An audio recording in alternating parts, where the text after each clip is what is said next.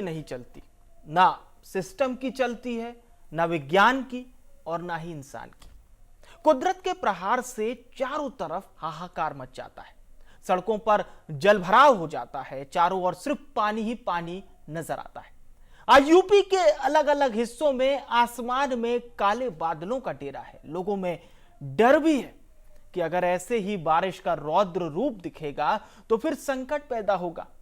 नमस्कार, प्रदेश का सबसे भरोसेमंद news channel India news Uttar Pradesh Uttarakhand देख रहे हैं आप, और आपके साथ मैं हूं विवेक पांडे।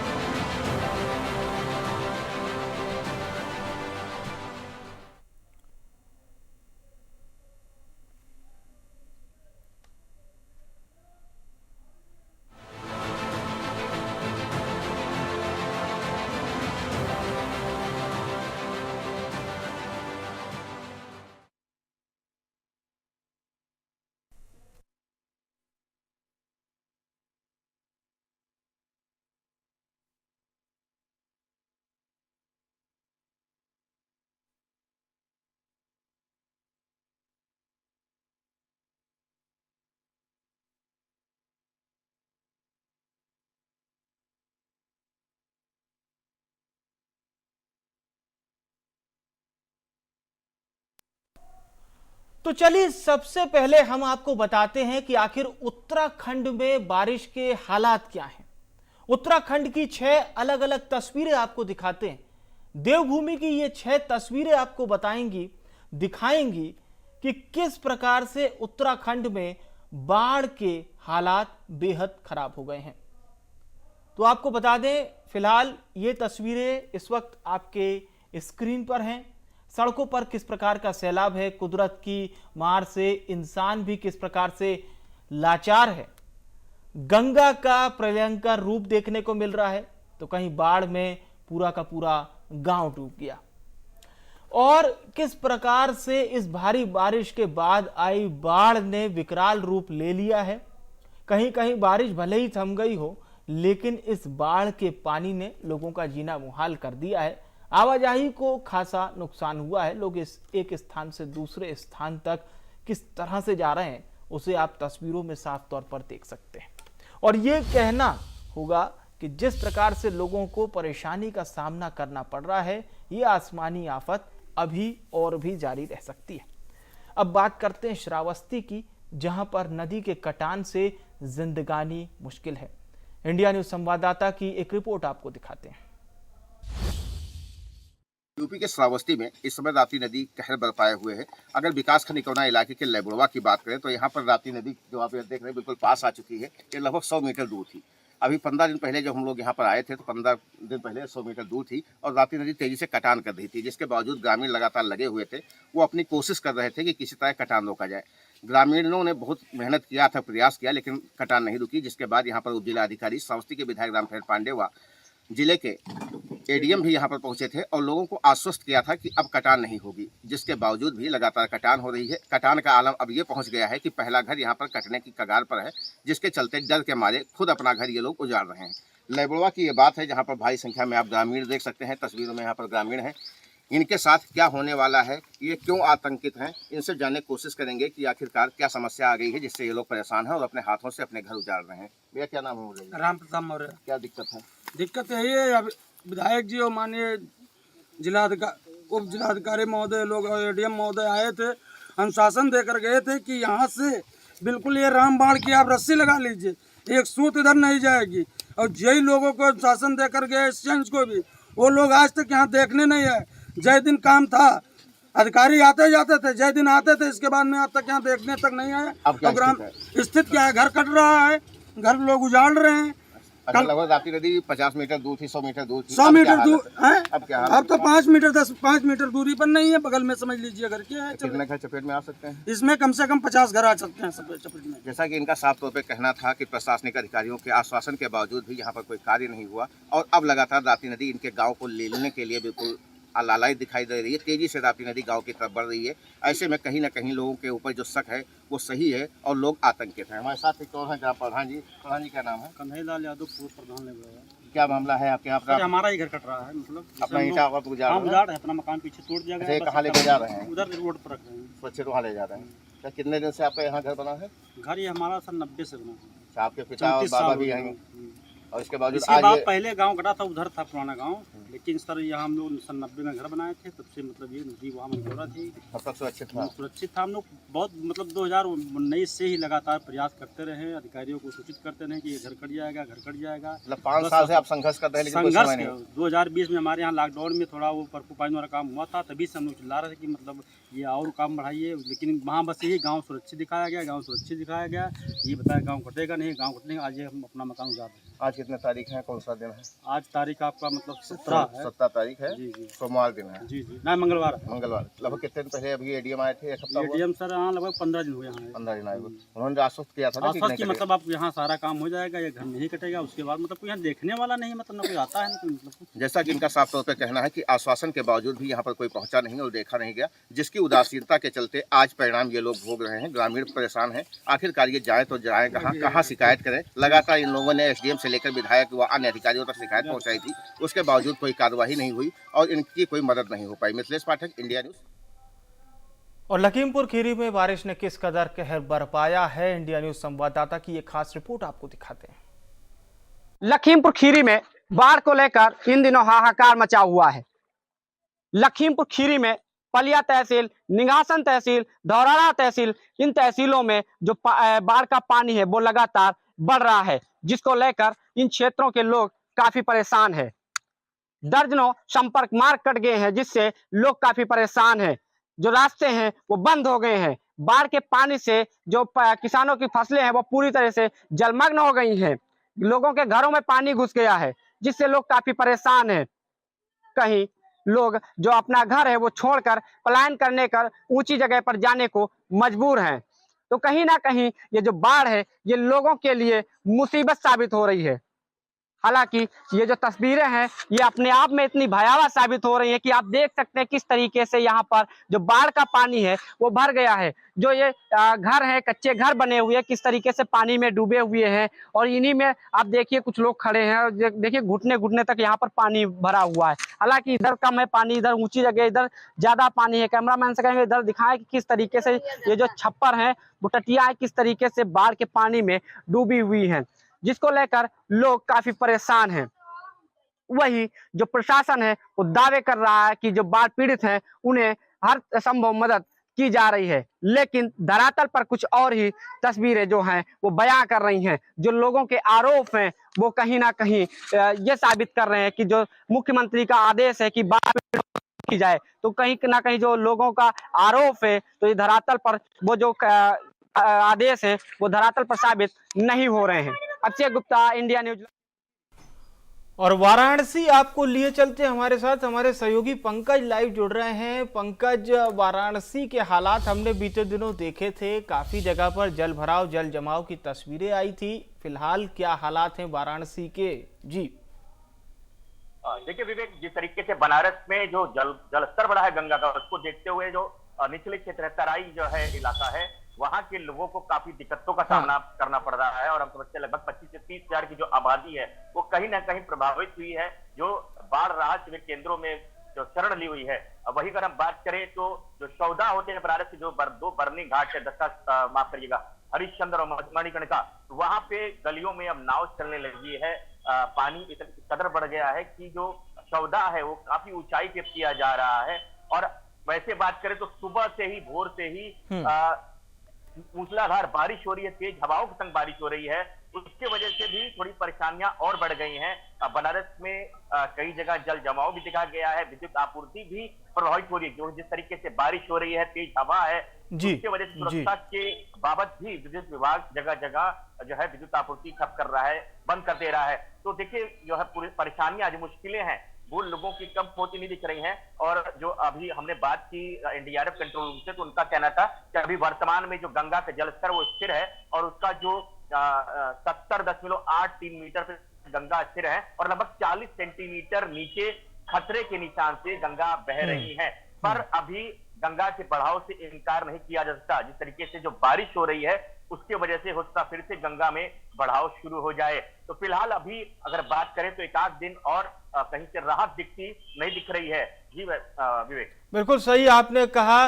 और पंकज, क्षेत्रफल के लिहाज से वाराणसी बहुत प्रमुख जगह पर है, क्योंकि अगर हम तमाम पूर्वांचल के क्षेत्रों की बात करें जिसमें गाजीपुर है, बलिया है और भी क्षेत्र हैं, तो यहाँ से जो गंगा का जल स्तर है वो फिर आगे तक पहुंचता है, यानी कि वहां पर भी स्थिति इस वक्त बाढ़ वाली ही होगी। जी देखिए, गाजीपुर बलिया में स्थिति और भयावह है, क्योंकि वहां पे खतरे के निशान से ऊपर बह रही है और अभी वहां का जो ट्रेंड है वो राइजिंग, यानी कि जल स्तर तेजी से वहां पे भी बढ़ रहा है और वहां पे और स्थिति भयावह हो रही है। वहां के जो लोग हैं वो बहुत भय में जी रहे हैं। उनका ये सोचना कि तरीके अगर जल स्तर बढ़ता रहा तो उनके लिए और दिक्कतें होगी और परेशानी होगी। हालांकि अगर हम स्थानीय जिला प्रशासन की बात करें गाजीपुर या बलिया की, तो प्रशासन जो है पूरा बेहद चौकन्ना है, सक्रिय है और तमाम जो इंतजाम वो प्रशासन द्वारा किए जा रहे हैं। बिल्कुल बिल्कुल। अच्छा, अगर हम बनारस के घाटों की बात करें तो यहाँ पर क्या इस वक्त स्थिति है? पर्यटकों के लिए किस प्रकार के दिशा निर्देश जारी किए गए हैं जो धार्मिक पर्यटक रोजाना पहुंचते हैं? देखिए, बनारस के जो 84 घाट हैं, 84 घाटों का संपर्क एक दूसरे से टूट गया है। लगभग क्या पूरे घाट जो है गंगा में समा गए हैं, पूरे घाट की सीढ़ियां गंगा में समा गई हैं। हाँ। और पानी सड़क तक आने के लिए आतुर हो गया है। कई जगह सड़कों पर भी पानी देखा गया। और नमो घाट की बात करें तो नमो घाट पे काफी संख्या में पर्यटक आते हैं, 10 मिनट पे आते हैं, 80 घाट पे आते हैं। इन सब जगहों पे एनडीआरएफ, एसडीआरएफ के अलावा जल पुलिस के जवान एकदम सक्रिय हैं और कड़ाई से सबको मना किया जा रहा है कि आप घाट के किनारे मत आए। कुछ लोग ऐसे भी हैं जो धार्मिक मान्यताओं के अनुसार गंगा स्नान करना चाह रहे हैं या गंगा का आचमन करना चाह रहे हैं, उनको भी जो है हिदायत दी जा रही है।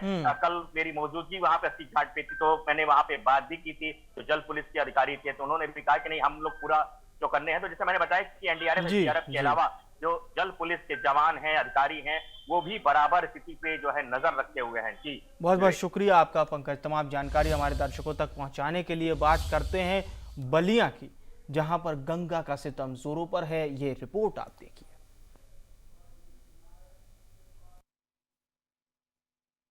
बात करते हैं बलिया की, जहां पे बाढ़ से लोगों के हाथ पांव फूलने शुरू हो गए हैं, जहां गंगा की बढ़ाव अब इस समय काफ़ी तेज हो रहा है और जिस तरह से गंगा में पानी बढ़ाव की वजह से लोगों के पसीने छूट रहे हैं। आइए कुछ लोग हैं उनसे बात करते हैं।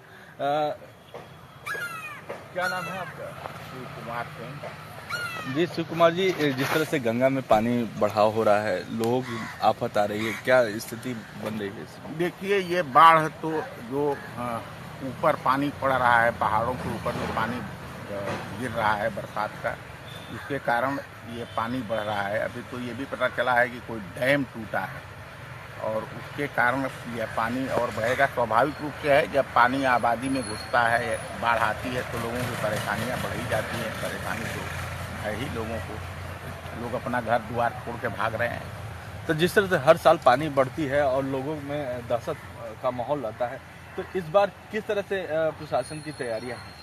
देखिए, प्रशासन का, जैसे बलिया जिले का प्रशासन तो पूरी तरह से अलर्ट है और जिला प्रशासन ने बाढ़ चौकियाँ वगैरह बना रखी है और लोग अपने स्तर पर, देखिए कोई भी आपदा आती है तो आदमी को पहला इफेक्ट उसी पर होता है और वह उसी हिसाब से अपनी तैयारी करके रखता है। ये जो इलाका है, बाढ़ का इलाका है, ये सारे लोग जानते हैं कि साल में एक बार पानी आएगा। लोग देखते रहेंगे आप, ये सब घरों में पानी घुस गया है। अब लोग छतों पर हैं, नीचे का एक फ्लोर उनका डूब गया है, वो छत पर हैं, उससे भी और अगर पानी बढ़ता है तो लोग आकर के शहर में कहीं रहेंगे। इस तरह की स्थिति है। अगर पानी बढ़ती है और तो कितने गांव प्रभावित होंगे, कितने लोग इसमें प्रभावित होंगे लगभग? देखिए, बलिया की ये जो 2 तहसीलें, अभी तो ये कहिए गंगा और घाघरा दोनों का पानी बढ़ रहा है, तो बलिया तो एक प्रकार से पूरी तरह से गंगा और घाघरा 2 नदियों के दोआब में बसा है। इसके अलावे बूढ़ी नदी है, मगही नदी है, लखरारी, ये सारी नदियों का पानी बढ़ रहा है। आप इधर बलिया सदर तहसील में चले जाएंगे तो जो नदियां अंदर जा रही हैं, ये गंगा का पानी बढ़ रहा है तो वहाँ भी बाढ़ आ रही है। कितबड़ा गांव में चले जाइए या इधर नरही की तरफ चले जाइए, लक्ष्मणपुर चले जाइए, बड़का खेत चले जाइए, तो ये गांव पानी में डूब गए हैं। इसी प्रकार से इधर बैरिया की तरफ चले जाइए तो गोपालपुर है, रिकनी छपरा तो ख़त्म ही हो गया, दूबे छपरा है, ये सारे गांव जो हैं वो, हाँ, रामगढ़ है, ये सारे इलाके जो बाढ़ क्षेत्र में आते हैं वो डूब रहे हैं। ऐसे ही घाघरा के इलाके में भी चले जाइए तो पूरा सुरेमनपुर से लेकर के और पूरा इलाका बाढ़ से प्रभावित हो रहा है। बलिया से इंडिया न्यूज़ के लिए अमित कुमार। रुक करते हमारे साथ अभिषेक, हमारे सहयोगी लाइव जुड़ रहे हैं। अभिषेक, लखीमपुर खीरी के क्या हालात हैं?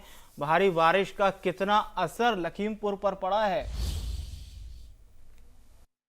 जी बिल्कुल, देखिए कि जिस तरीके से पिछले दिनों में जो है बारिश हुई है, तो उसका जो नदियों का जलस्तर बढ़ा है, तो कहीं न कहीं उसका जो सीधा असर है वो गाँव में देखने को मिला है। जो लोगों के घर हैं वो पानी में डूब चुके हैं, जो किसानों की फसलें हैं वो जलमग्न हो चुकी हैं। और तो कहीं न कहीं इसको लेकर लोगों को दिक्कतों का सामना करना पड़ रहा है। वहीं बाढ़ को चलते जो है बिजली की भी समस्याएँ लोगों को पड़ रही हैं, खाने-पीने की जो समस्याएँ हैं वो भी लोगों को हैं, दिक्कतें हो रही हैं। तो कहीं न कहीं ऐसे में जो लोग हैं वो काफ़ी दिक्कतों का सामना करना पड़ रहा है लोगों को। और लोग हैं कहीं अपने छतों पर रह रहे हैं, कहीं सड़क के किनारे जाकर के रह रहे हैं। तो इनसे जो है इन चीज़ों को लेकर के लोग जो है वो परेशान हैं। इस वक़्त हम मौजूद हैं, आप देख सकते हैं कि हमारे पीछे जो नहर है, शारदा नदी का पानी है, इसी में होकर के आता है। तो ये पानी जब है लोगों के घरों में घुसता है तो कहीं न कहीं इससे लोग जो है वो परेशान हैं। जी।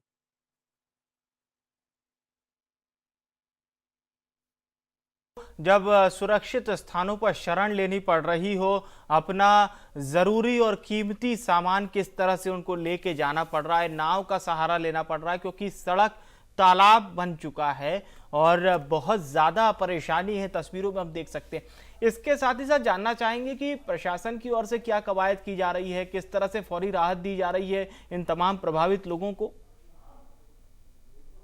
जी बिल्कुल, जो बाढ़ पीड़ित हैं, उनके लिए लगातार जो प्रशासन है वो मदद करने में जुटा हुआ है। प्रशासन द्वारा लंच पैकेट जो है मुहैया करवाए जा रहे हैं, दवाएँ जो है वो मुहैया करवाई जा रही हैं प्रशासन के द्वारा।